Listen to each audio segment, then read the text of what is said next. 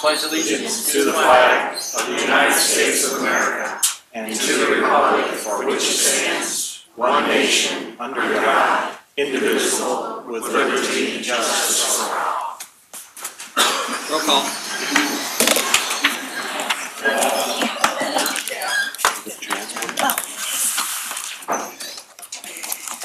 Councilmember Irby?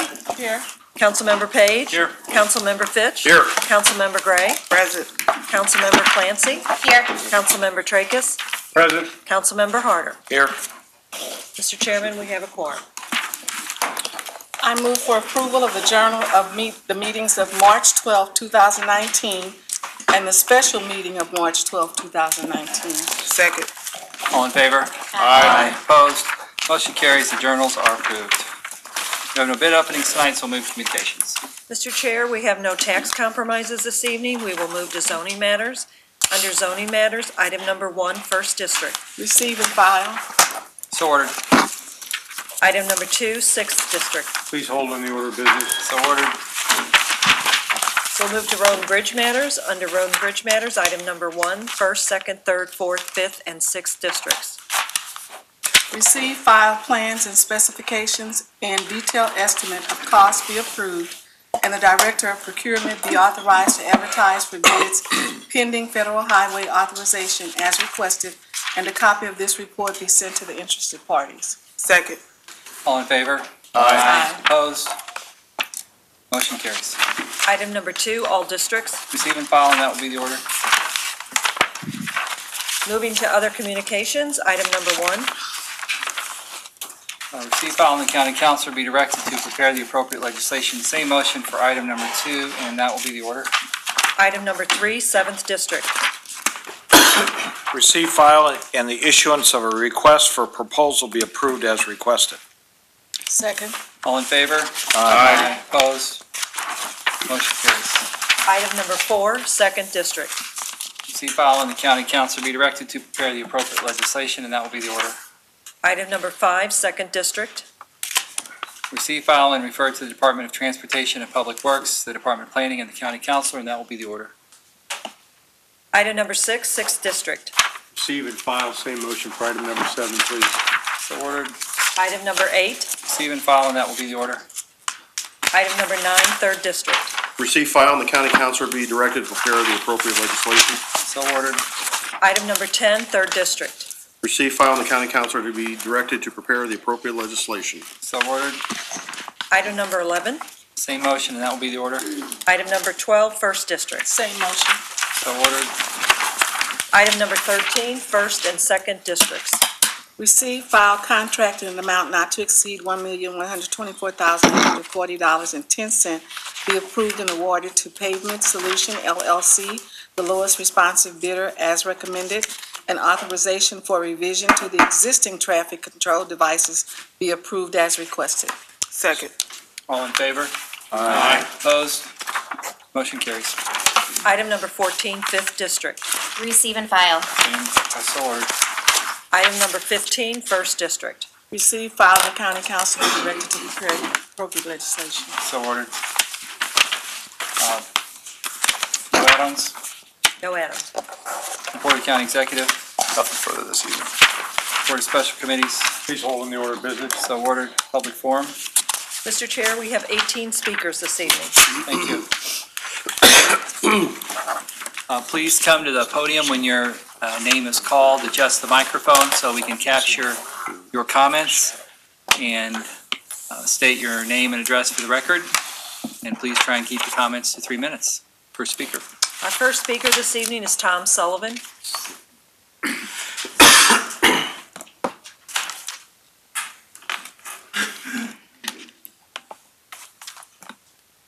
Mr. Chairman, there are still many unanswered questions about the expansion of the convention center in downtown St. Louis. I don't know how you could have proceeded without having them answered. The first question should have been, what has been accomplished with the dome since it was built years ago? Has it been worthwhile? Have all the promises been kept? The answers are no and no. The dome was to pay for itself, revitalize downtown St. Louis, provide thousands of jobs, and be a huge revenue generator to provide millions of dollars of increased revenue every year. Instead, the dome will consume $720 million of tax dollars with little to show for it after nearly 30 years.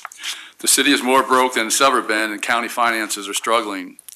According to the Dome supporters, in the first year of operation, it would generate $13.8 million of revenue beyond the debt payments for the city, the county, and the state. If only that were true. It was just one of many false promises. When the Dome opened in 1995, the St. Louis Center shopping mall was across the street from the convention complex. It closed in 2006. The Renaissance Hotel opened nearby in 2002 with tens of millions of dollars of taxpayer subsidies. It was sold at auction in 2009 when it couldn't generate enough income to pay the bond debt. Given this history, the next question is, what reason is there to believe an expanded convention center would do any better? There isn't any. Downtown St. Louis lacks a large number of concentrated hotel rooms, and there isn't a single department store downtown or in the entire city. Also in St. Louis, there's a possibility of bad weather in at least 5 months of the year, and the high crime rate has received national attention. If St. Louis is missing conventions, these might be the real reasons. I will again say the only requirement of the state statute authorizing the 1990 hotel-motel vote is that the funds go to pay off the Dome bonds. Beyond that, the revenue can go for any general revenue purpose. County taxpayers have been quite generous in funding the Dome, especially since the convention centers and football stadiums can hardly be considered purposes of government. Now it's time to use the surplus to benefit St. Louis County. Supporters of the expansion have come before the council and told of how well they're doing and how many hotels they own. That's great. So let the hotel industry pay half the $6 million annual payments and the other half go to build up St. Louis County. Things like assisting deteriorating neighborhoods, funding parks and recreation centers, new sidewalks and streetlights, and buying park acreage like the Tower T land. There was a community comeback proposal several years ago in the county that never quite got going. Maybe it can in 2019. For once, this council needs to support the needs of St. Louis County citizens, families, and neighborhoods. Thank you, Mr. Chairman. Thanks, Tom. Next speaker is Ellie Hayes.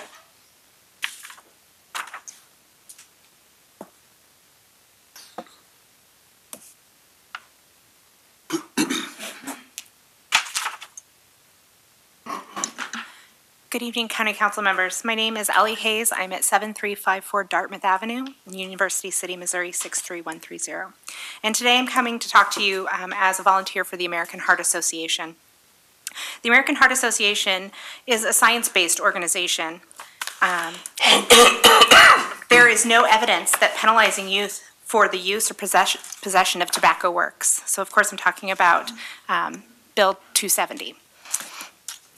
Moreover, we should be cautious about rushing to criminalize kids. Anytime we introduce kids to the criminal justice system, it has a potential to change the trajectory of their lives. If the tobacco industry was serious about reducing the youth smoking rate, they would stop spending billions of dollars marketing their deadly product to kids. It is socially unjust to punish and stigmatize our youth as a result of tobacco industry's aggressive marketing to kids. A better solution, and the evidence-based solution, is to enact meaningful youth access law that focuses on rigorous enforcement of restrictions against sales to youth from the sellers. Primary enforcement should focus on retailer compliance and not selling to minors, rather than on illegal purchases of youth possession.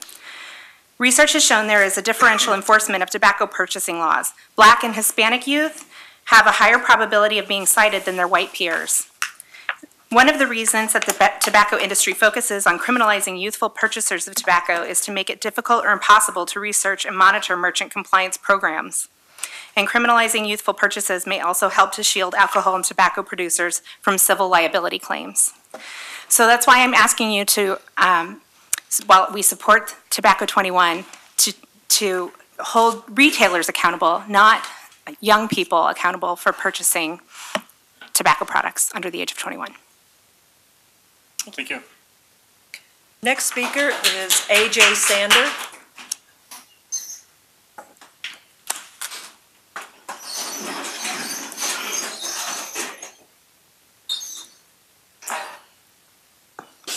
Good evening, members of the council. My name is AJ Sander, and I'm a member of the management team you see standing behind me with Explore St. Louis, and this is for the expansion of the Americas Center. I am the Director of Community Engagement with Explore St. Louis, as well as the Development Lead for the St. Louis Civic Pride Foundation, and I reside in District 1, so my address is 432 Lancashire 63137. The Convention Center has remained dedicated to ensure that all people from all walks of life and backgrounds are represented. And to remain in line with this commitment, I was brought on the team a year ago in order to ensure that everything that we do on the inside of Explore St. Louis matches what the community is asking for. And so though the expansion will take place in the city, it will greatly impact those who live in the county as well. A part of my job of what I do is I frequently meet with members of the community, and I can speak from a specific story of a person in the community who has reached out to me about this. And one of them, she is an Asian woman, and she works downtown, and she currently has a sushi restaurant business that she owns. And she said whenever we are in business and we have great conventions going on downtown, she's able to see $10,000 days. And that in turn, for those 3 days that we have a convention, is able to help her finance her whole month of needs for her family through that time. And so I am asking that the council here will vote yes on the expansion of the American Center so that people who also live in the county as well as the city are well represented. Thank you. Thank you. Next speaker is Joseph Hatton.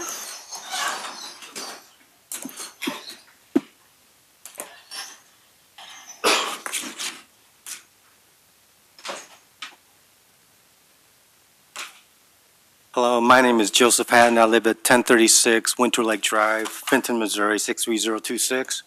I would like to thank all of you for your time and consideration. My family have been volunteering over at St. Louis County Animal Shelter. We belong to several rescues and foster dogs, and my wife transports dogs and cats all over the state of Missouri. To put things in perspective, for the period of 6 months, we had like 85 fosters go through our house. But this is not why I'm here. To get to the point, I would like to ask that please remove Acting Director Katrina Utz from the County Animal Control. And these are some of the things that we know. Katrina actually has no understanding of dogs. Dogs are just a number for her in her spreadsheet column. She absolutely has no compassion for the dogs. And when she says things like, your dog is being euthanized, have a nice day, you know, that's absolutely no compassion. She thinks she is not accountable to anyone. Fact, she abuses her power to get what she wants. Fact, she has been nothing more than a bully in that position. Why should Katrina be removed from the current position? Well, I'm glad that you asked. Why? Currently, there has been no justice for Faust, actually, at this point. Absolutely none. Why? There has been no justice for the public or for the volunteers. Why? Because there actually have been no accountability to the volunteers and to the public. Why? We, the public, see life as important. It doesn't matter whether it's human life or dog's life, all life is important. Why? Because Mr. Stinger actually had the power to make it right. Why? Because Mr. Stinger had the power to give Faust and the public justice. Why? Even as I speak, her attitude and compassion for Faust towards the volunteer and general public has not changed. This do-nothing attitude only gained her greater confidence and ego to be a bigger bully. The biggest blunder that Katrina has made is our willingness to basically fight for these dogs. The volunteers, the rescues, and animal advocates will go to the ends of the earth to make sure that the dogs are loved and happy. They are not statistics, they are not numbers, and they are not piece of pawn. Please, please do the right things and remove her from causing any more damage. Thank you. Thank you. Next speaker is Katie Kaufman.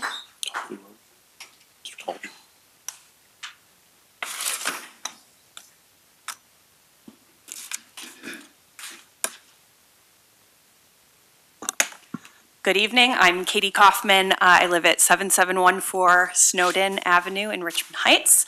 I'm a former middle school teacher and the current board president of the Maplewood Richmond Heights School Board. I'm here tonight to make a few comments on behalf of the education community and the school administration community on 270, the vaping legislation. School is very different than the education system that I was raised in. Our children are facing much more complicated society, many more threats and temptations, certainly, in our society. And I will confess that vaping and substance use is a growing problem amongst our middle school and high school students in St. Louis County. However, I have serious concerns about the legislation as presented at this point. Primarily, I'm concerned about the burden of enforcement being placed on schools and administrators, the burden for folks whose job it is to educate and support children and families in St. Louis County to become law enforcement officers. And I'm primarily concerned about the criminalization of behaviors of our students, especially behaviors that could be seen as adolescent mistakes or unhealthy decisions. I think we have some great opportunities in St. Louis County to leverage the amazing health department and the gift of the St. Louis Children's Services Tax Fund that has for many years been supporting mental and behavioral health services for children in our schools and in our community. Those services provide both prevention supports as well as just-in-time supports when children need intervention services for substance use in our community. So I encourage you to continue to look at the legislation and to find alternatives to criminalizing our students and our children. Schools, I believe, should be places where students are supported to make good decisions, to learn from mistakes, and to grow into productive citizens in St. Louis County. Thank you for your consideration, and thank you for your support of St. Louis County schools. Next speaker is Robert Wallace.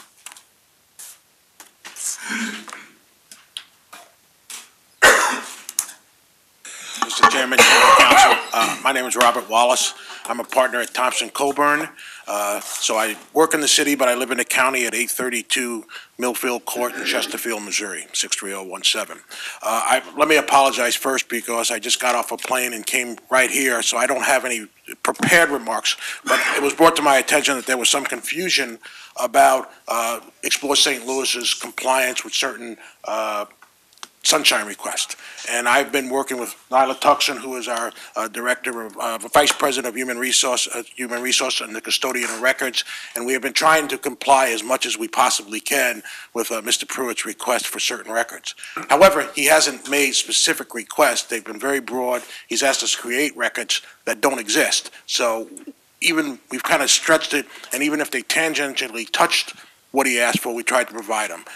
And they were not really specific to what we could provide. We didn't have these records, but we did make the offer to him, and the offer still stands for him to come meet with us, meet with Kitty Radcliffe, who's the president, and sort of answer his questions as best we can. We can't provide records that don't exist, but we can answer questions if they're appropriate to be answered. So we again wanted to make sure that you understood that we were not trying to hide something. We were not refusing to answer his request. We just couldn't answer his request based upon what he asked. So I just wanted to clarify that for the record. Next speaker is Cheryl Rose.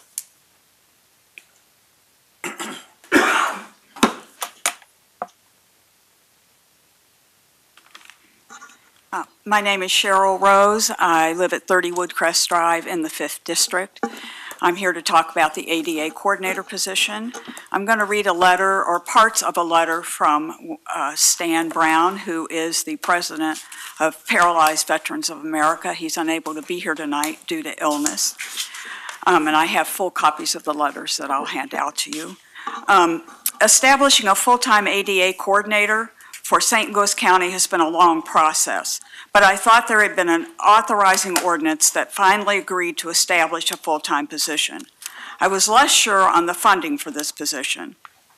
I now understand that the County Council and the Executive Office are not in agreement on supplemental funding of the position. I personally appeared twice to testify before the council on the need for funding. Establishing this position is both a prophylactic measure to avoid costly lawsuits in the future and quite simply just the right thing to do for disabled St. Louis County residents. On behalf of myself, a town and country resident in a wheelchair paralyzed on active duty in 1996, the Commission on Disability, which I'm a part of, and the disabled St. Louis County residents in general, this position is needed for ADA coordinator to get involved early in county planning processes for new projects. And he goes on to describe some issues that he believes exist with the courthouse that he's discussed with you before. I do not pretend to understand the budget machinations on these supplemental funding bills or where the disconnect with the executive and legislative branches of our county government are. I only hope the new ADA coordinator position funding can be worked out in further negotiations and perhaps not tied to remaining controversial budget issues. Thank you again for your support in this effort to fund the position, and thanks again to Councilman Tracus, who I have known for over 30 years in presenting the original ordinance. Establishing and funding this full-time position is indeed the right thing to do for disabled county residents. That's the end of that. I'd also just like to point out that the ADA coordinator position not only helps county residents, it also helps county employees and addresses complaints, but more importantly, and the thing that has not been happening due to the lack of a full-time position is proactively instituting programs and processes that prevent complaints and provide the best possible service for county residents and employees. Thank you. Next speaker is Tamara Keefe. You can give this to me. We'll pass them out.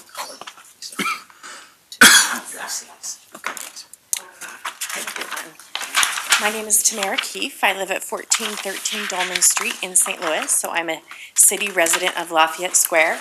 I am also the owner of Clementine's Naughty and Ice Creamery. So I make the best ice cream in the city, but I'm here to talk about the support for the convention center. So as a small independent owner, I started Clementine's in early 2015. And the business that I get has allowed me to grow from one employee, me, out of the venture works, to I now have 42 employees. I also own and run a 5,000 square foot ice cream commissary in Berkeley, which I also own. I have 42 employees now, 2 shops. Our 3rd shop opens next month. So our employee count will be over 65 at that point.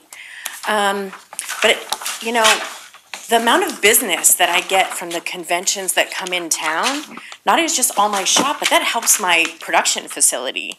You know, half of my 42 employees live in the county. So every bit of business that I am getting from that convention center and all the people who come in, whether it's the Baptist or the soccer kids, like we are a direct recipient of all of those conventions every single day. When it's cold and snowy and there's a convention, all of those people come out when the residents don't. And so I can count on the fact that I know I'm going to have and make a certain amount of revenue when conventions are in town. It's super, super important to my business. Again, it's not just my shops in the city, I'm opening shops in the county, but it's all my staff in my production facility in Berkeley. Like I said, I have 16 employees there who work there making the ice cream, that live there. It's really important to my business and my continued growth. You know, we're St. Louis proud and we want to keep it that way. So I encourage you to think about us small independent folks as well and how much it means to our livelihood and for our employees too. Thank you. Thank you. Next speaker is Andy Leonard.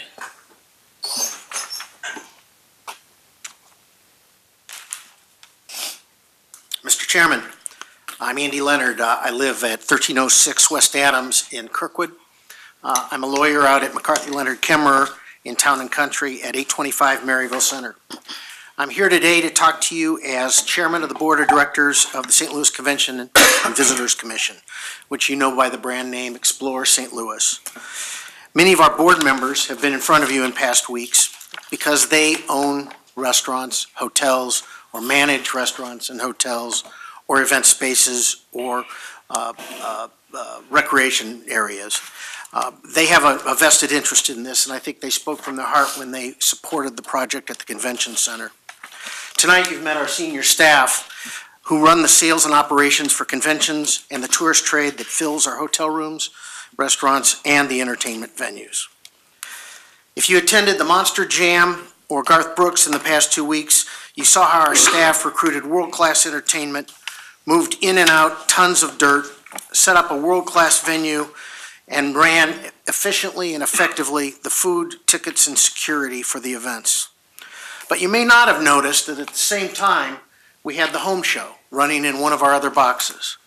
You may not have noticed the other conventions and meetings that were going on at the same time. You may not have noticed John Batag signing up conventions and meetings that go through the year 2030.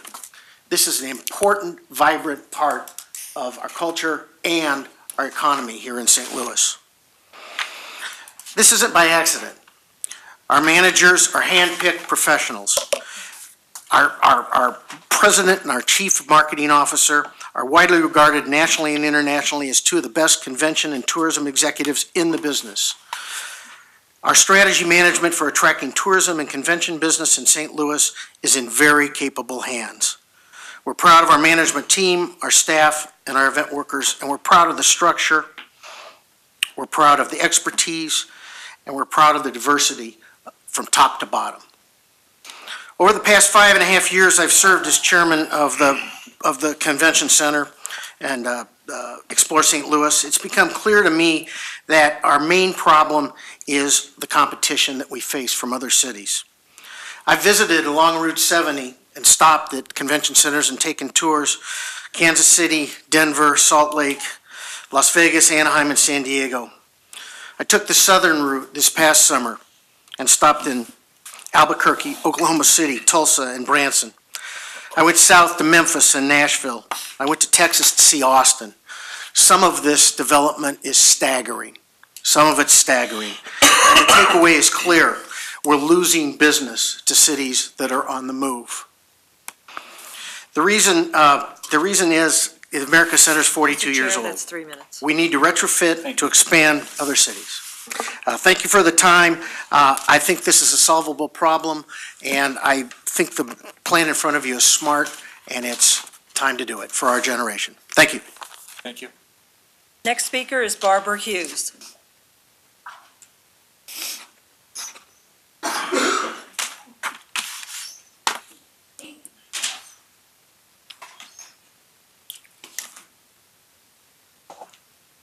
Good evening, County Executive Stenger, members of the council. My name is Barbara Ann Hughes. I live at 101 Hawthorne Estates, Town and Country 63131. I'm here to speak to the issue of wildlife management in county parks. As I alluded to in last week's meeting, I am against the killing of wildlife in a county park.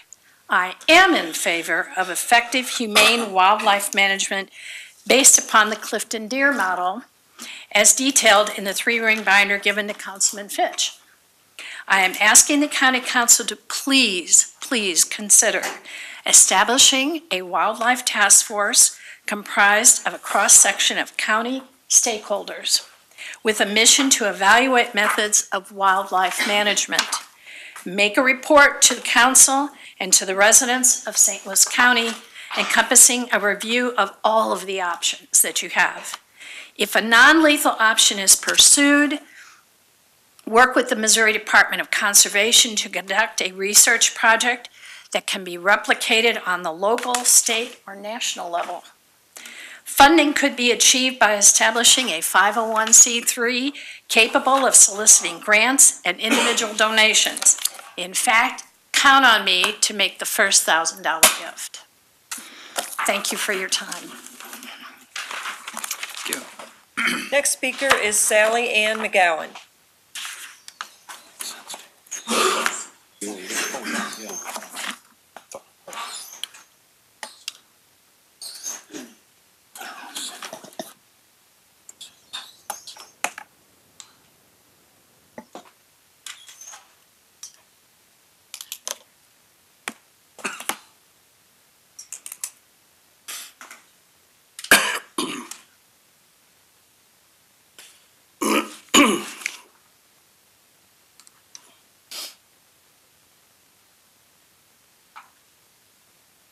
Good evening.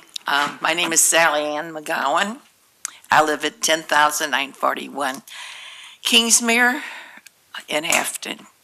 And I'm here to address probably an issue that you're getting sick and tired of hearing, but the land that was former Tower T.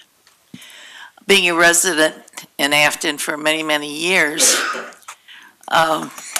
some of the comments I've heard here and over the my computer, it seems like I wanted to represent the young people of today and future.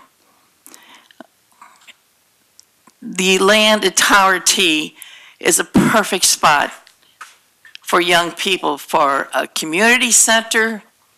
There are just so many possibilities. There's springs there to Mega Lake. And that particular area has been well known for so many years that it wouldn't take too long to get something going again there. And I think in my heart of hearts, I'm asking the council to consider buying that land back from McBride. When I think of young people, I think of Wayne Kennedy, the late Wayne Kennedy. He saw the necessity for parks for young people to enjoy and their families as well. On my way here tonight, I was looking at a subdivision that I live in, and the houses that have been built, not only by McBride, but I can only refer to McBride because this is the subdivision I live in. But the houses are so big, but they don't have ample land for yards. I started seeing on my way here tonight, I saw women out there putting up PlayStations in their driveways and a portion of the streets, and it's just unsafe. I'm just really asking that you would consider not rezoning that land and give it a chance to really become something that we all can enjoy, not just a few of us. And I was thinking that if the county bought that land back from McBride, you still own the property. If it didn't work out, you still have the land. So I'm sincerely asking that you reconsider not rezoning that land. Thank you. Thank you. Next speaker is Ann Rupert.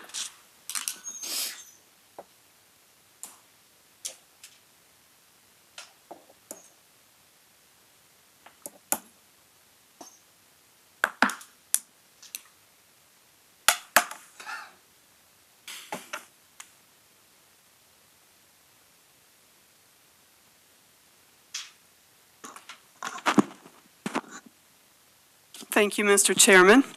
My name is Ann Rupert, and I'm going to speak about what Tower T means to me and Tower T restoration. I live at 9429 Mary Glenn Drive in Crestwood, Missouri. I was employed by Tower T for 10 years, working mainly in the mini shack. It is ironic that my parents in Iowa were both avid golfers and trophy winners in leagues at the local country club, while I had no interest as a teenager and had them drop me off at the pool. Wanting in later years, I moved to St. Louis and wanting to supplement my income as a continuing education part-time teacher. I went to Tower T because it was close to my home and I thought it would be fun. I was hired on the spot, although I was not a golfer.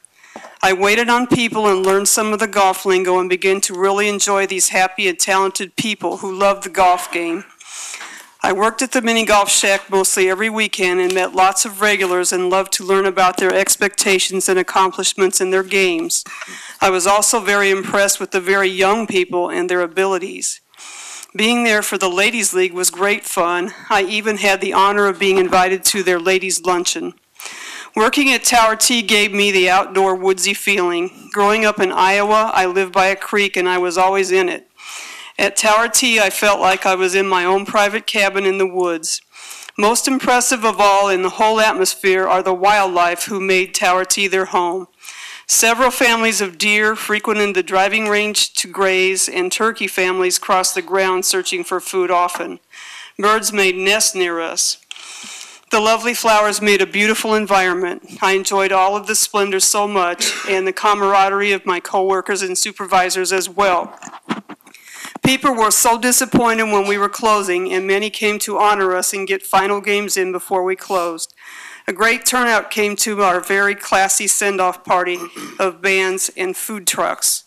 Tower T made a big difference in people's lives. It gave everyone of all ages a great place to come with friends or families. The last night after everyone left Tower T, I stood in the parking lot and began to cry, and Michael comforted me. I miss Tower T so much and have grieved over it as if it were a person. It is painful to look at it all boarded up. My hope is that one day it can be restored, if not as a golf course, then a green space for a park for the wildlife who have no place to go. I ask for your support in this endeavor. Thank you. Next speaker is Mark Coleman.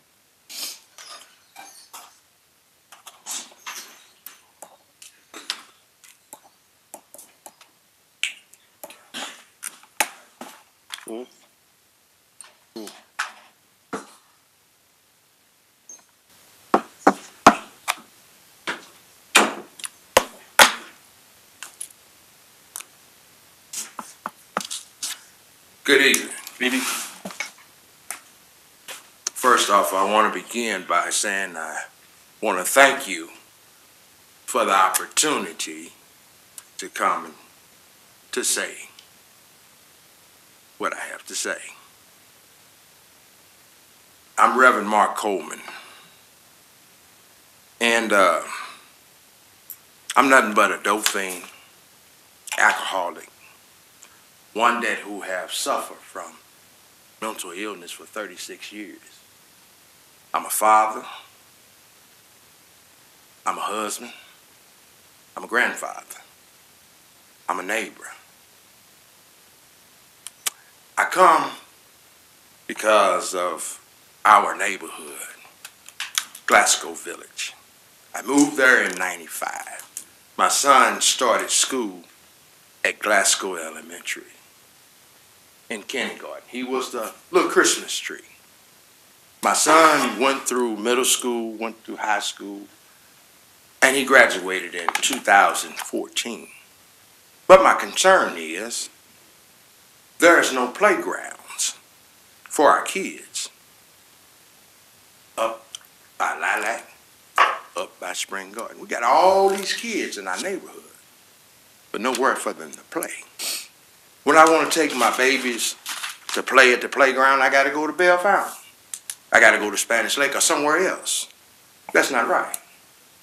We ought to be able to take our children to play on playgrounds where we live. I come in the name of the Lord Jesus Christ, to whom much is given, much is required. If you've been given a position of prestige and power, you have a responsibility to take care of those that are less fortunate. See, I'm talking about implementing situations to where the people that who have lack of knowledge, that who are perishing, be informed, given the right information. And I know it works because it had helped me to get to where I am today by God's grace and His mercy. We say we are one nation under God. Well, God is looking at how we take care of business. Because down there on the land where there used to be the Glasgow Village, the mall that was there, they had a restaurant where families can come in and sit down and eat, where you can hire waiters, waitress, and dishwashers, busboys, and somebody can manage the store. I'm talking about opportunities for our children to learn how to work with other people, treat other people. I'm talking about families being able to sit down at the table, ask the question, how was school today? I'm talking about informing fathers and mothers how to be fathers and mothers. I'm talking about having a facility where those who are bound by alcohol and drug addiction to where they can come and learn how to get free. See, righteousness exalts a nation, but sin is a reproach to any people. So, I saw the plans that they have for that strip of that piece of land, but I had surveyed that land a long time before they surveyed that land. Even before Saeed had it, God gave that land to us. So I just came because I tried to contact Steve Stenger. I tried to contact the chief. See, you got police out there policing us that don't look like me. And they act like they're superior to us. I called him several times to say, you got 3 officers on your staff that I'm having a problem with. Now, they wouldn't like it if I came from Chicago with the Blackstone Rangers in their neighborhood and say, well, we're going to police you now. That wouldn't be right with it. What I'm saying is, how can you decide and make decisions for our community when you don't live there? We live there. We ought to be able to decide what goes in there. We don't need another Family Dollar. We don't need another service station. We need the opportunity to bless our families. Teach them how. See, it's just like Coleman, the grass. I'm gonna have to ask you to wrap up your comments. Well, like the grass. They have people coming from everywhere to cut the grass. All the vacant houses. We got young men that come in from prison that can't get jobs. But grass needs to be cut. But folks from far away get that contract. We don't get it. God bless you. Like I said, I come in the name of the Lord. Thank you. Thank you, Reverend. Next speaker is Bonnie Boyne.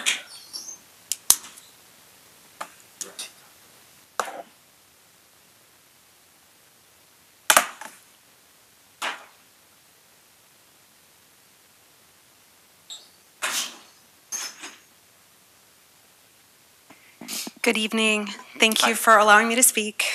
My name is Bonnie Boyme. I'm currently serving as the Vice President of the St. Louis Animal Rights Team. We have over 1,000 supporters in St. Louis County. And recently we've been receiving a major influx of calls, both about the St. Louis County Animal Shelter and now about the current proposal to use bow hunting to reduce the deer population in St. Louis County parks. And so the message I'm here to deliver is that St. Louis County citizens value humane treatment of animals. And they have the reasonable expectation of this body that they will enact legislation that reflects their values. So our supporters and St. Louis County citizens at large respect both domestic animals and wildlife. The citizens of St. Louis County expect science-based, forward-thinking, innovative solutions to these problems. And what I keep hearing is that St. Louis County needs to stop trying to kill its way out of these problems. Overpopulation problems are better solved by sterilization and contraception, both for dogs and cats and for wildlife. So I'm asking you to consider innovative, forward-thinking solutions for both the county animal shelter and for the deer. We need aggressive spay-neuter in the high intake areas of St. Louis County to reduce the population at the St. Louis County Animal Shelter and in a meaningful way address the problems that we have there. Similarly, with the deer, hunting does not solve deer-car collision issues. It's been well documented that hunted populations reproduce faster. So once you start hunting, you just need to keep doing it, and the problem is never solved. A reasonable solution is the PZP immunocontraception. It's been shown to decrease deer populations by an average of 10 to 15% a year. It is the only thing that has worked in a meaningful way. Also, things that improve public safety where there are high risk of deer car collisions, lowering the speed limit and enforce those lower speed limits, that protects communities at large. Landscape differently. Fencing where it's practical so the deer aren't just running out of nowhere in front of cars. These are things that have worked in other communities. They will work here. Also consider establishing wildlife corridors so that the animals can pass and cross the road safely and get to water, eating, breeding grounds, wherever they need to go without, Chair, that's 3 minutes. Without colliding with cars. Thank you very much. Chair. Yes, Councilman Harder. Just want to let those that are concerned about the dog shelter that we will be having a committee hearing on April 2nd at 4 p.m. here in this room. So if you want to come and express your concerns, we'll be hearing from the report about the animal shelter that a committee did a while back. So just want to let you know that to come if you're interested. That's April 2nd here at 4 o'clock. Thank you, Mr. Chair. Thank you. Next speaker is Kristen Bengston. Okay. Next speaker is Michael Burton.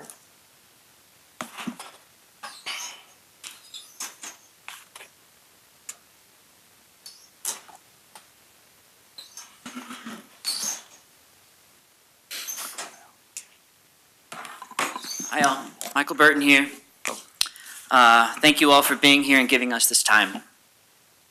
I just want to give you a quick update. We are speaking with 2 different groups of investors and are working on bringing them together at this point. And we're also grateful to continue working with all of you, and we're hoping St. Louis County can help with at least a portion of the costs. And here's something new I've never shared with you. At the Tower T auction, we had 2 investors and purchased a lot of the equipment at the auction. And it's currently being stored in a 750 square foot warehouse. I also went around and collected these 21 names and numbers at the auction of other people who are willing to donate or give their items back or sell their items back if we can keep it a green space. We believe keeping a place like Tower T for St. Louis County's current and future generations is worth it. Our goal is still the same: to rebuild a place like Tower T, give it an upgrade, and sprinkle in the history. Thank you all. Thank you, Mr. Chairman. Next speaker is Daryl Jones.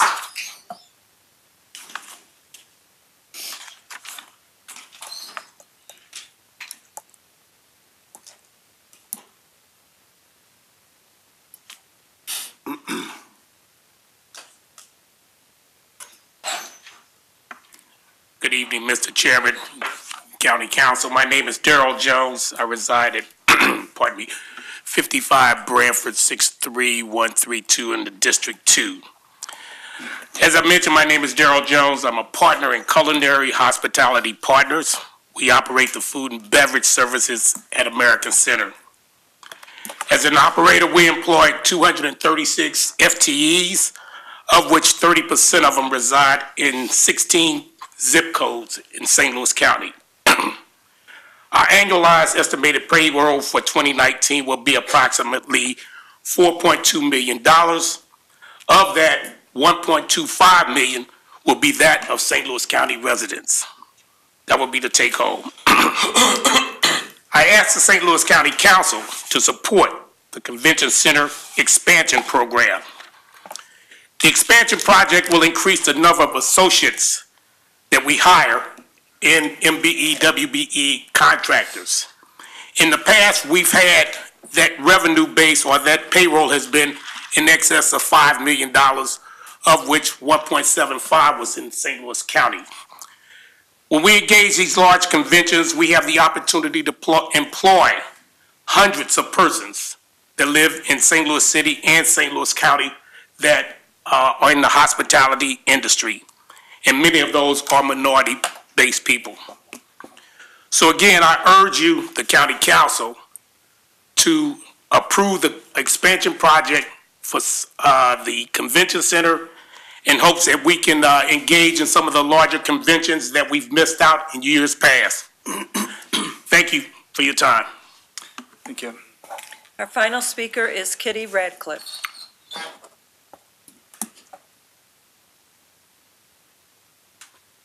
Good evening, Council Chairman, members of the Council, County Executive. I'm Kitty Radcliffe. I'm with Explore St. Louis. I know you've got a long agenda. I'll try to keep it brief, but I do have a few remarks I'd like to make. I'd like to summarize a few points that you've heard before. In the last 3 weeks, we've had a number of people come and testify before you, asking you to authorize the cooperation agreement between the City and County of St. Louis for a joint financing of the expansion of the Cervantes Convention Center at America Center, a project we call AC Next Gen. Some of the speakers include LHM, a hotel and real estate company based in Maryland Heights, which has 17 hotel properties in St. Louis County, all parts of the region, and employing thousands of people. Midas Hospitality, a hotel company, and I will remind you, this is a hotel tax we're talking about. Midas Hospitality, a hotel company that is based in Maryland Heights, which has 14 hotels in St. Louis County in all parts of the region and employs almost 1,000 people. Penn National Gaming, a gaming and hotel company with 2 major complexes, one in District 6 and the other in District 2. Lennox Capital Partners, the asset manager and investor for the Ritz-Carlton in Clayton. Restoration St. Louis, a hotel company with properties in Council Districts 3 and 5. Regency Services, a maintenance company based in Council District 6, which is minority-owned and did $1.3 million in revenue last year from businesses at America Center. You just heard from Daryl Jones, Culinary Hospitality Partners, a food service company which is the minority partner in America Center Catering, which the employees that they employ from St. Louis County did payroll of $1.25 million last year. Wayland Security, a St. Louis County-based company, putting hundreds of people to work for events at America Center, and their minority partner, A1 Security, also based in the county, which actually provides most of our full-time public safety workforce. And tonight, Clementine's Naughty and Nice Creamery, a new upstart of a business based in Berkeley with 42 employees and growing. You've heard from some of our team members who live in all council districts, 40% of our workforce actually, and it's a very diverse workforce. It's representative of our community. And tonight you've met our senior management team, introduced by AJ Sanders, who did a great job. They're a very strong and diverse team, and we work at creating that team every day. We have diversity goals. Our board approves them, and we have an HR team led by Nyla Tuxon, who you've met before, who works at that every day to ensure that we have a very strong and diverse workforce that is extremely capable. You've seen them tonight, 30 people who create something every day, who create wonderful experiences for people who visit our community by making sure that we execute properly. Mr. Pruitt's raised some questions about them. I'm not quite sure why, because they actually are a great team. Mr. Chair, that's 3 minutes. Thank you. Go ahead and wrap up. Thank you. I do have, I can go a little longer. We've also been accused of trotting people out of color just to impress you. That is absolutely not true. This is the team you see before us, some of the minority vendors that you've heard. These are real businesses in our community. And what we wanted to do was impress you with the business in the county. You've heard from Mr. Sullivan that the dome cost a lot of money and it didn't pay it back. That is absolutely not true. This weekend we had 15,000 youth for a volleyball tournament in America Center. 15,000 youth and their families staying at hotels throughout the region and eating at restaurants throughout the region. They needed the dome and the convention center in order for us to have that volleyball tournament.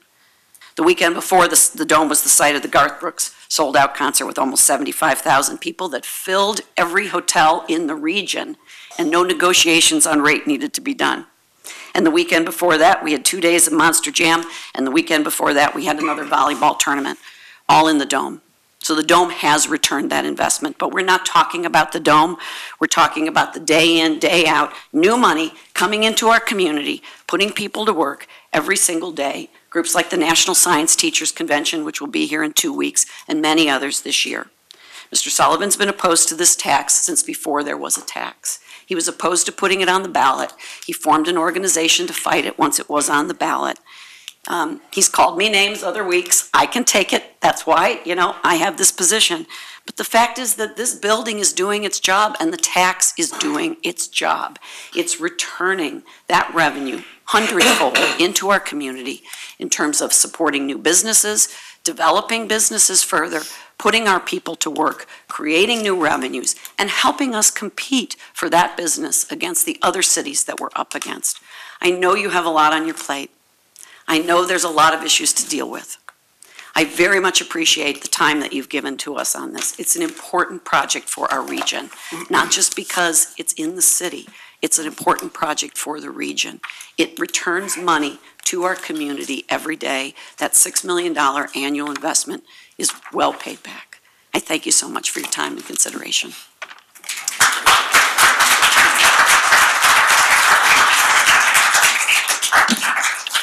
Mr. Chair, there are no more speakers.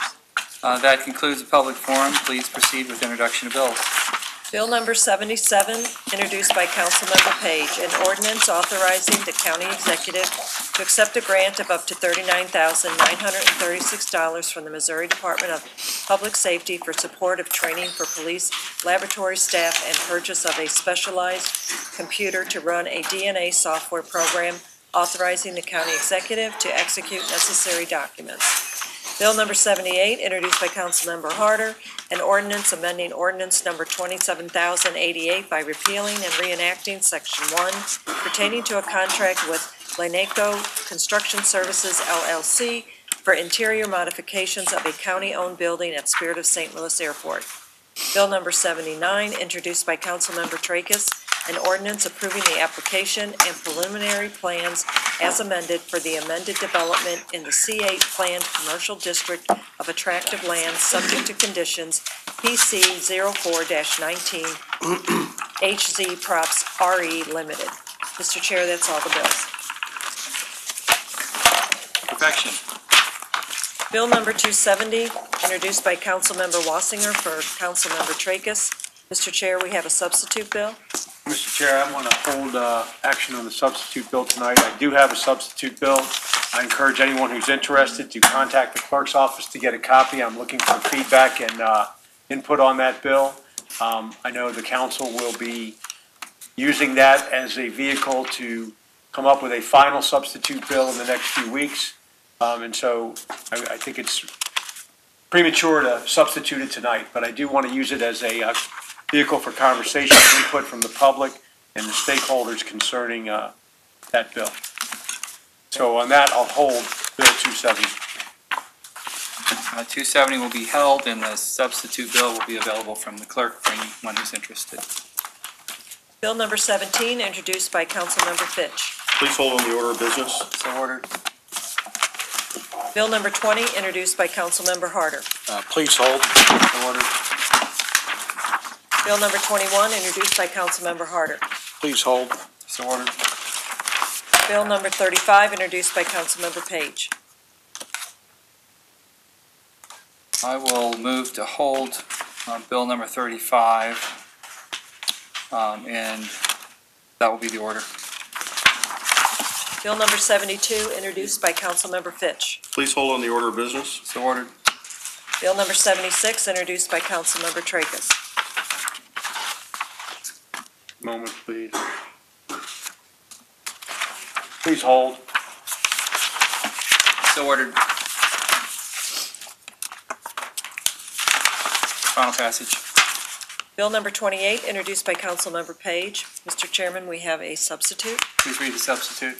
Substitute Bill number 1 for Bill number 28, introduced by Councilmember Page, an ordinance amending Chapter 701, Title 7, St. Louis County Revised Ordinances 1974 as amended, Department of Police, by repealing and reenacting Section 701.110 pertaining to interference with police officers.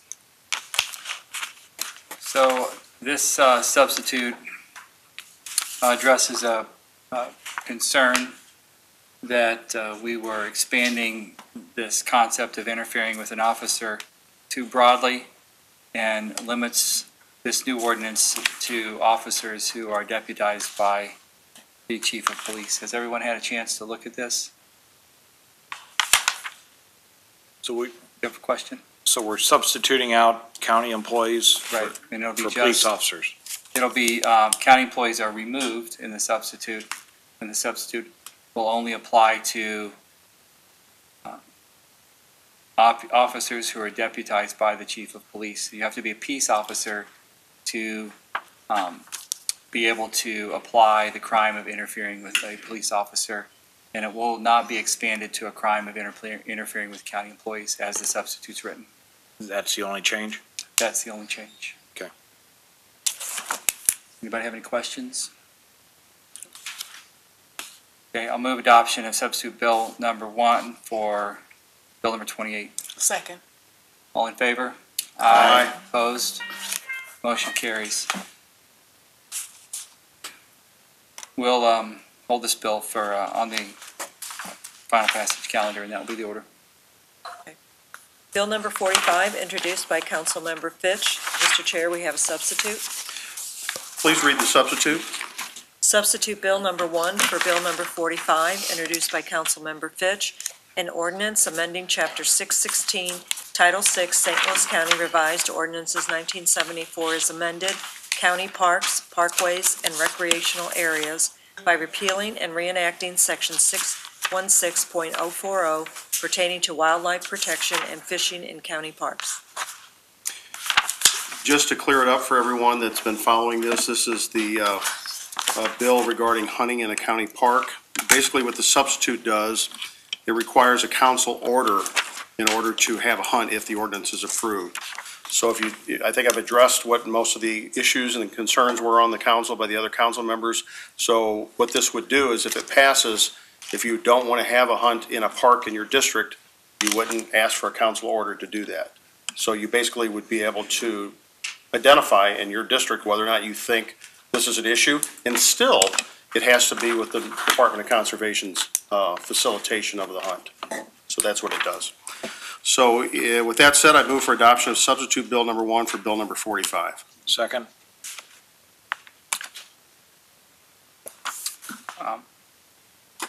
I will, I know we've had this conversation, and I appreciate working with you to tighten the bill a little bit. It's my position that solutions that are identified that require legislative action should start with something narrow instead of something broad, and I think you've done that. And I think this substitute is better than the original bill. I'm not quite ready to vote for this on final passage after it's substituted, but I'll support the substitute, and I appreciate working with you to make it better. All in favor of adoption of substitute bill number 1 for bill number 28, say aye. Aye. Opposed? Motion carries. Substitute bill number 1 for bill number 28 is adopted. I'm sorry, that's bill number 45. We'll have to do that again. All in favor of adoption of substitute bill number 1 for bill number 45, say aye. Aye. Opposed? Motion carries. My apologies for calling the wrong bill. We'll hold it on the order of business. Is that okay? Yes, sir. It's your bill. Substitute bill number 1 for bill number 45 will be held on final passage, and that will be the order. Okay, Bill number 54, introduced by Council Members Harder and Page. I move for final passage of bill number 54. Second. Roll call. Councilmember Erby? Aye. Councilmember Page? Aye. Councilmember Fitch? Aye. Councilmember Gray? Aye. Councilmember Clancy? Aye. Councilmember Tracus? Aye. Councilmember Harder? Aye. Mr. Chair, on Bill number 54, we have 7 ayes.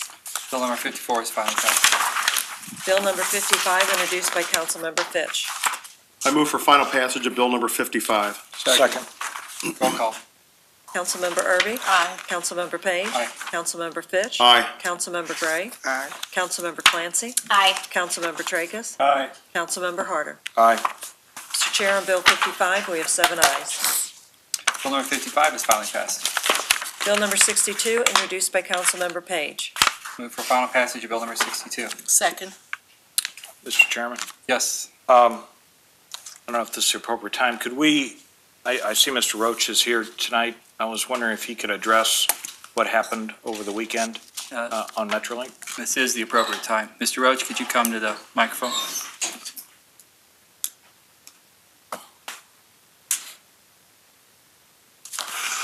Thank you, Council.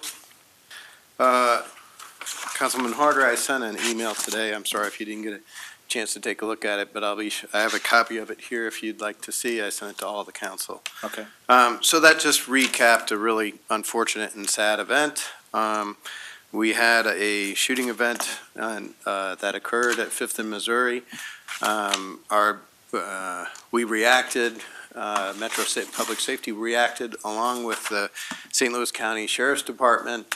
It was a situation where these two individuals certainly knew each other. I cannot say yet because of the current investigation whether it was gang activity. However, they did know each other. There was kind of a verbal altercation on the train. It moved to 5th and Missouri, and then subsequently there was a shooting event. There is a current investigation that is ongoing, and it's moving quite well. The Sheriff's Department actually called for special prosecutor in this case, and State's Attorney is hearing warrants as of tomorrow. A very unfortunate incident that we're certainly saddened by. However, I would point out that within hours of the event, we were able to pull the tape. Metro Public Safety mobilized. The train was stopped and secured. We threw our resources at it and got them in the hands of the Sheriff's Department, and because of that, the investigation is ongoing and is making traction right now. I'm certainly disappointed by the event. However, what I think that these events tell us are what are the things that we need to do? What are the obligations and accountability that we have, for instance, to this council and to the public? And that's why I'm here today. I think I've tried to work with you as much as I can. However, that does not mean that tomorrow this work will not continue. Unfortunately, our trains and buses go in every part of the region, and we'll continue to do that. Sometimes that means that we run into some difficulties. But the obligation that we have to you and to our public is to react to these. And I think we did appropriately last night. I hope to get good news about this shortly. However, we've done what we can so far. Are there any specific questions? So the perpetrator has been caught or not? I'm not at liberty to say that at this point because charges have not been filed on the individual. There are some suspects in possession. And did this start on the St. Louis side and go east, or did this start on the Illinois side and coming west? So specifically, the suspect got on at Fairview Heights, and we have the video of that. Then the victim got on specifically at JJK. They got into a verbal altercation between those stops and then 5th and Missouri. And then at that time, the victim started to exit the train, and the perpetrator came up behind him and essentially shot him from behind. There was actually one of our security guards on the train at the time. He was actually going to his shift at the Riverview Transfer Center. He was a key witness in the incident and was appropriately interviewed. And then, of course, Metro Public Safety responded. We shut the trains down for a short period of time in order to complete the investigation, and I believe that was done appropriately. And of course, our role at that point is to support the police professionals, and the Sheriff's Department took control of the scene. Okay, thank you. Which police department responded, and which police department is conducting the investigation? So that's the Sheriff's Department of St. Clair County. They do hold that jurisdiction at 5th and Missouri, and that is the disposition of the investigation right now. So it's St. Clair County that responded? Yes, sir. Okay. Any questions? Councilman, I have that email that I sent out today, just printed one, if you would like it. That's fine, we'll look for it. Okay. Thank you. Thanks a lot. That's it, thanks. All right, thank you, Chair.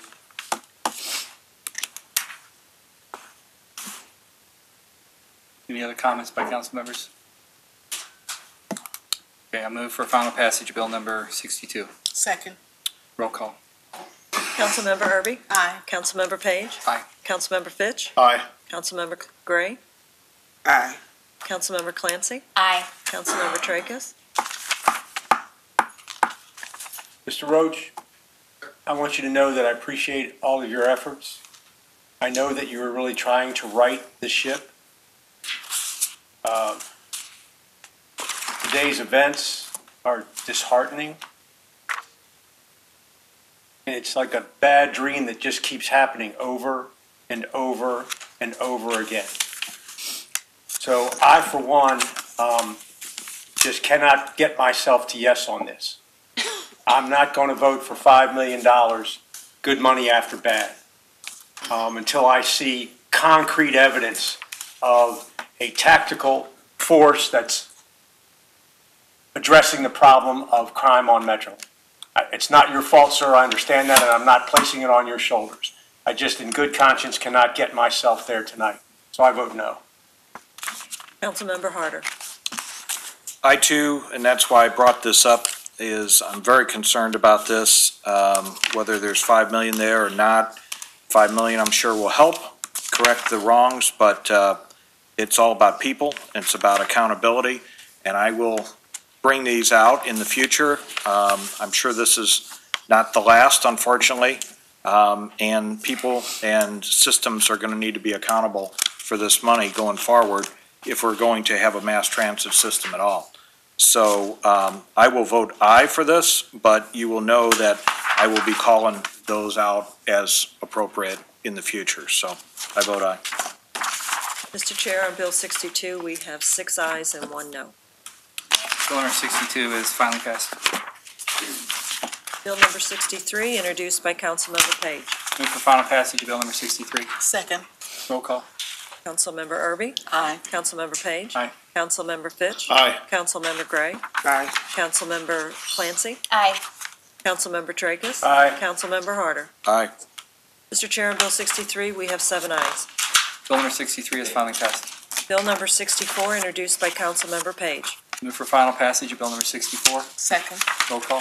Councilmember Erby? Aye. Councilmember Page? Aye. Councilmember Fitch? Aye. Councilmember Gray? Aye. Councilmember Clancy? Aye. Councilmember Tracus? Aye. Councilmember Harder? Aye. Mr. Chair, on Bill 64, we have 7 ayes. Bill number 64 is finally passed. Bill number 65, introduced by Councilmember Page. Move for final passage of bill number 65. Second. Roll call. Councilmember Erby? Aye. Councilmember Page? Aye. Councilmember Fitch? Aye. Councilmember Gray? Aye. Councilmember Clancy? Aye. Councilmember Tracus? Aye. Councilmember Harder? Aye. Mr. Chair, on Bill 65, we have 7 ayes. Bill number 65 is finally passed. Bill number 66, introduced by Councilmember Page. Move for final passage of bill number 66. Second. Roll call. Councilmember Erby? Aye. Councilmember Page? Aye. Councilmember Fitch? Aye. Councilmember Gray? Aye. Councilmember Clancy? Aye. Councilmember Tracus? Aye. Councilmember Harder? Aye. Mr. Chair, on Bill 66, we have 7 ayes. Bill number 66 is finally passed. Bill number 67, introduced by Councilmember Page. Move for final passage of bill number 67. Second. Roll call. Councilmember Erby? Aye. Councilmember Page? Aye. Councilmember Fitch? Aye. Councilmember Gray? Aye. Councilmember Clancy? Aye. Councilmember Tracus? Aye. Councilmember Harder? Aye. Mr. Chair, on Bill 67, we have 7 ayes. Bill number 67 is finally passed. Bill number 68, introduced by Councilmember Page. Move for final passage of bill number 68. Second. Roll call. Councilmember Erby? Aye. Councilmember Page? Aye. Councilmember Fitch? Aye. Councilmember Gray? Aye. Councilmember Clancy? Aye. Councilmember Tracus? Aye. Councilmember Harder? Aye. Mr. Chair, on Bill 68, we have 7 ayes. Bill number 68 is finally passed. Bill number 69, introduced by Councilmembers Page, Walton Gray, Tracus, and Harder. Move for final passage of bill number 69. Second. Roll call. Councilmember Erby? Aye. Councilmember Page? Aye. Councilmember Fitch? Aye. Councilmember Gray? Aye. Councilmember Clancy. Aye. Councilmember Tracus. Aye. Councilmember Harder. Aye. Mr. Chair, on Bill 69, we have 7 ayes. Bill number 69 is finally passed. Bill number 70, introduced by Councilmember Page. I will move to hold Bill number 70. I know a couple of council members have questions. Bill number 70 will be held. I see the chief here, so I'm sure he'll be available to answer those questions so we can final this at our next meeting. Bill number 71, introduced by Councilmember Clancy. I move for final passage of Bill number 71. Second. Roll call. Councilmember Erby. Aye. Councilmember Page. Aye. Councilmember Fitch. Aye. Councilmember Gray. Aye. Councilmember Clancy. Aye. Councilmember Tracus. Aye. Councilmember Harder. Aye. Mr. Chair, on Bill 71, we have 7 ayes. Bill number 71 is finally passed. Bill number 73, introduced by Councilmember Page for Erby. On Bill number 73, I'm going to hold this bill tonight. I know that's a difficult for the people who are trying to get this done, and I know that there's some time frames that they need to meet. But this bill, because there are questions that still need to be answered in terms of the opinion, and Peter, I didn't get the opinion from you, did you get? That was delivered this morning. Oh, I haven't seen it. I'm sorry that you didn't. We had it to, I signed it before 10 Okay, o'clock, so. because I was looking for 2 opinions, the one regarding how the money could be spent, and also. I beg your pardon. There are 2 opinions in the one document we gave you. Okay, But if you don't have it immediately upon getting in tomorrow, please let me know and make sure we get you another copy. All right, and then there was a question regarding the intergovernmental agreement process between the city, county, and state, how that, how the process works. So I have council members who would like to maybe have a committee of the whole, and I'm not sure if we need if you want to hold a committee of the whole, or if we just, a couple of us. Thank you, Councilwoman Irby. We heard a lot of things tonight. Less than 2 miles from here, on Hanley Road, it's virtually impassable, and that's just one example of roads throughout the county. We heard a speaker talk about the lack of playgrounds in his community. This isn't about $6 million. This is about $250 million. The county has infrastructure needs. It has payroll needs.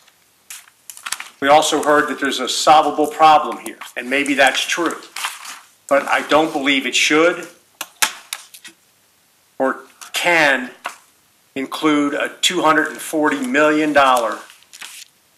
solution.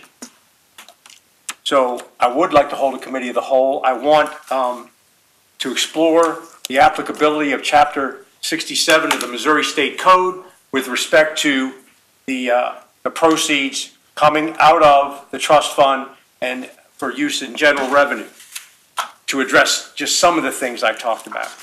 So I appreciate your holding it, Councilwoman. I appreciate the opportunity to have another hearing, to hear from some other folks with respect to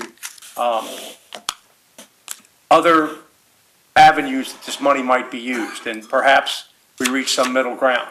So I appreciate that very much. But I do think we need to take a longer, harder look at whether or not it makes sense for this body to approve $250 million when we have roads that can't be driven on and employees who come in here week in and week out looking for raises. So I thank you for your patience. Can we schedule a meeting? We currently, I believe, we only have one hearing scheduled on April 2nd, so I think we can have these questions answered we have 2. Well, we'll have to do this. I think. Yeah, because. And I would certainly encourage some conversations between now and April 2nd to try and answer as much of this as possible, either in written comments or meetings. I know I'll be available over break, and I think some of the council members will be too. We're off next week, but I think a committee hearing will be much more productive if we can distribute some information prior to April 2nd. We'll look at the schedule and we'll figure something out. I wanted to add, I did hear a couple of things today and actually last Tuesday that gave me some reason to pause and give some consideration. And one being that agreement, I actually wrote notes because I wanted to get more information about that. It's something I'm not familiar with, being new to local government. So I wanted to, The intergovernmental agreement. well, it wasn't called that prior, but I think it's the same thing that was mentioned earlier. Perhaps, Peter, while we're between now and the hearing date, your office should give us an opinion with respect to the applicability of revised statutes of Missouri, Chapter 67, Section 657, specifically subsection 4. Thank you. So, and that's what I was going to say, Peter, if you could forward everyone the same opinion you sent me Right. today. Right, I'll do that. We looked at subsections 6 and 7, and so now with 4, I'll renew our inquiry. And I might be wrong on the 4, Peter, but I just. Well, I'll send you what we've Okay. got, and then we'll keep on Thank with the mandate or directive that you just made. Thank you. What I'm hoping is that we can look at this and then in a couple of weeks, maybe be ready to move forward. Great. Okay. Thank you. Mr. Chair? Yes. Since we're looking into this, if we could inquire, the original legislation that was set up for this tax, and that it was to be used for travel and for tourism. And so maybe revise, we'll go back and let's look at the reason for this money, and that it is a set-aside money for these reasons. In the original legislation of, 20, 25 years, whenever it was, if we're gonna look at everything, let's look at it all. Okay, so I think what you're asking for is a copy of the authorizing county ordinance and the ballot initiative. When it So we first can was, review that, and it'd be nice to circulate all that this week so we can react to it and have some conversations. because my understanding, this was set aside for these type of purposes, not for other things, so. Well, let's review the language. Until the agreement lapses, and that's about to happen. And so when that does, that $6 billion can be transferred to the general fund and used for county expenses. So I want to take a look at that. Peter will give us an opinion as to whether or not that's a correct interpretation. And if so, then I think we have some work to do with respect to what to do with that $6 million, or more accurately, $250 million. Okay, any other comments? Okay, so Councilwoman Irby made a motion to hold Bill number 73, and Bill number 73 will be held on final passage. Bill number 74, introduced by Councilmember Page.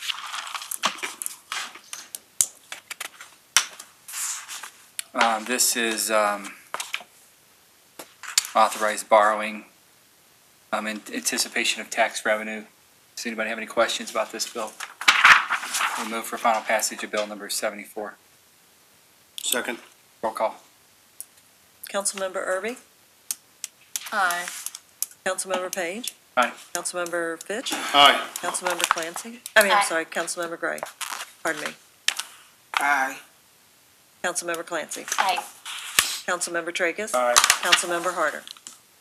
One moment of clarification, is this the bill that stretches us out over 2 years instead of 1 year for this float of money?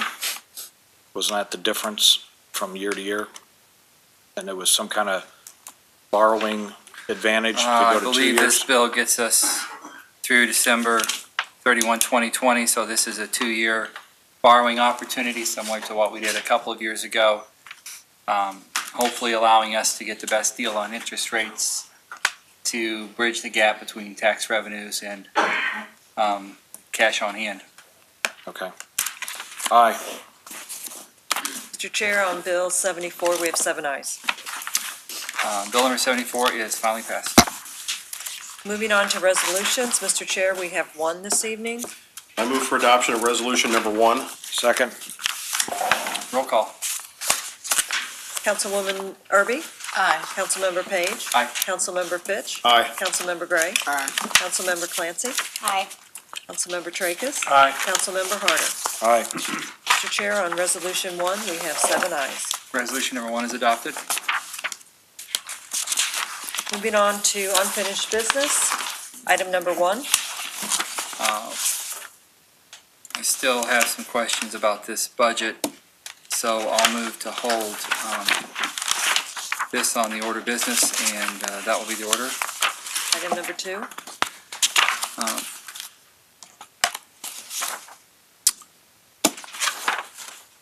This transfer we discussed, I'm okay with moving it unless other council members want to hold it. Otherwise, we'll go ahead and approve these. Does anybody have any questions? Second. All in favor of approval of the transfer? Which one is that? Item number 2 on unfinished business. The transfer.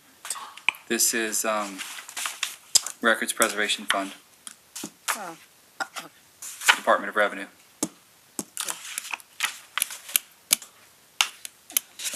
I do have a question. Yes. Mr. Chair.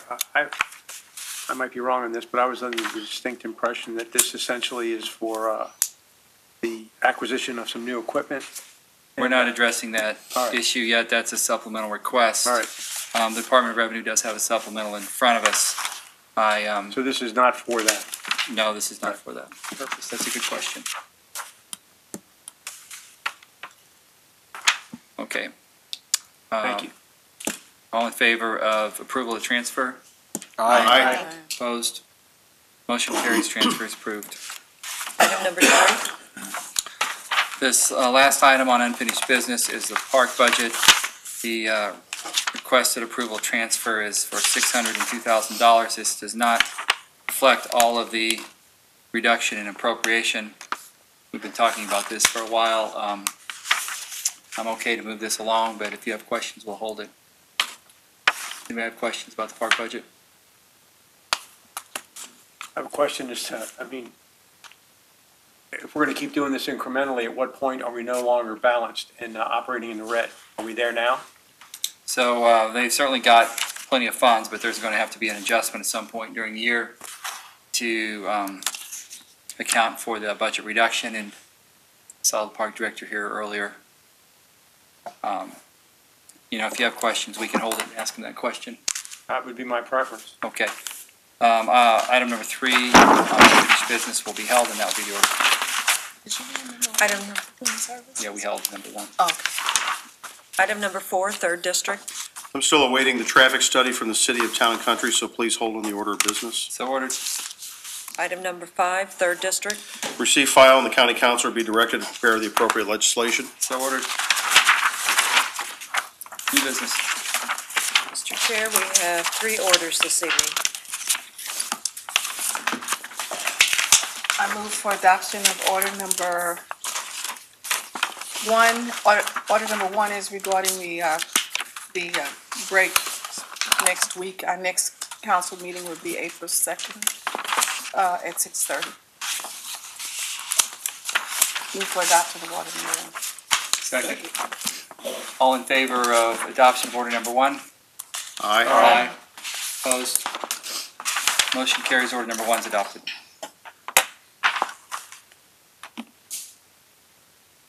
I move for adoption of order number 2 and order number 3. All in favor of adoption of orders number 2 and number 3? Say aye. Aye. Opposed? Motion carries. Orders number 2 and number 3 are adopted. Any comments from any council members? I have a question. Yes. Is it possible for us to have our meeting, committee of the whole on the Monday? On April 1st? Yes. Oh. Will people believe it's a real meeting? I just thought if we could do it and then be ready maybe for the 2nd. What time? April 1st? Have to be, if you can chair it.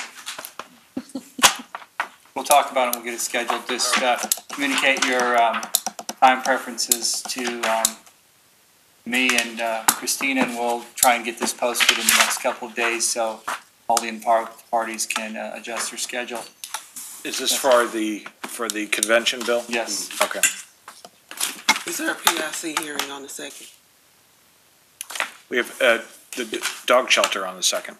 I know, but I thought We were waiting. Tony, did we ever get a word back on this for the PIC meeting?